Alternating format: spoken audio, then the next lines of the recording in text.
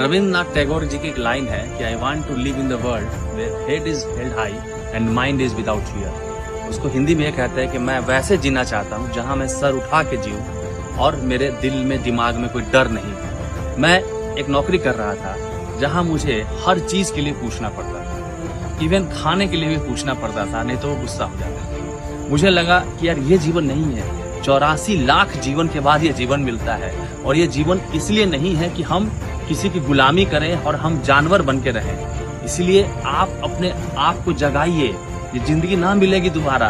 ये कोई कलम नहीं खरीदा आपने, मोबाइल नहीं खरीदा कि स्क्रैच लग गया दोबारा खरीद लूंगा। ये जीवन है आपका। इस जीवन को औसत अगर आप बिता रहे हैं तो आप सबसे बड़ा क्राइम कर रहे हैं अपने जीवन का। इस जीवन को आपको बेटर बनाना है, बेहतर बनाना है और उसके लिए आपको ही सोचना पड़ेगा, उसके लिए आपको ही अपने आप को बदलना पड़ेगा। इसलिए बदलिए अपने आप को। आज एक डिसीजन लीजिए कि मैं इस जीवन को आज के बाद से औसत नहीं जीऊंगा।